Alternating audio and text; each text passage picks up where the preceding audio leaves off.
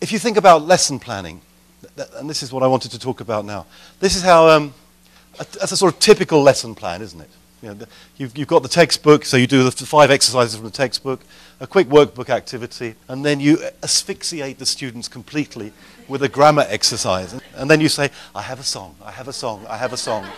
Love me, I have a song, I have a song. And so what we do is we sort of, strangle the students with boredom. We asphyxiate their oxygen with the workbook. We pull out their bowels with a grammar exercise, and then we resuscitate them.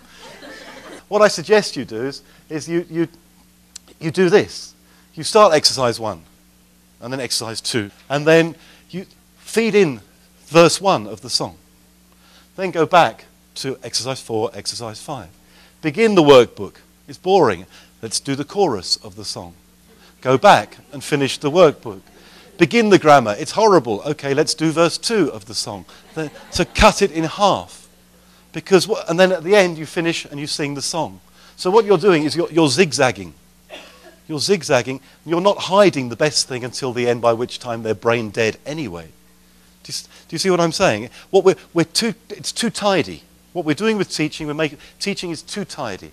It's not really anywhere near learning. It's very linear.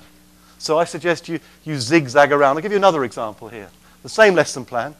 What I suggest you do is, there's your lesson plan, and then just make a list of things you could do to make it more interesting.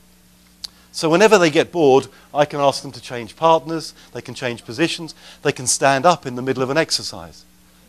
I've often done this if you've got 5 questions. When you reach question 4, stand up. Just so they get... and they stand up and they feel better. And they can see their progress rather than sit down until the end of the exercise. You can put so many little changes into exercises to help them through the less interesting parts of teaching.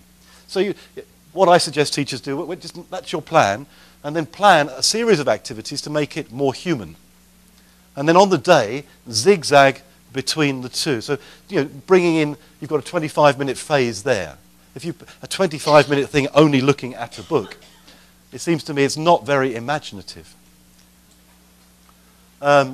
Teaching and learning. This is the most serious part of the talk. In teaching, we try to be systematic. We PPP. We PPP all over the place. What's PPP? Present, practice, produce, or personalize, whichever one you want. So we've got this system. So that's our systematic thing. We're linear, present tense, past tense, future tense, present perfect continuous, etc., etc., etc. So we're additive, 10 words. We'll talk about clothes. We'll do some phrasal verbs. We keep putting things in, little by little by little. That's what teaching is. Now, if you look across the other side and you compare with learning, learning is a disaster. So what I'm suggesting is I do think we have to try and make teaching a little messier. The plans I was showing you just now, this sort of plan, it's too tidy, it's too neat. You need to do this. You need to make it human. You need to bring in what's going on. You need to go back and sideways and across and down and round, not always in a straight line.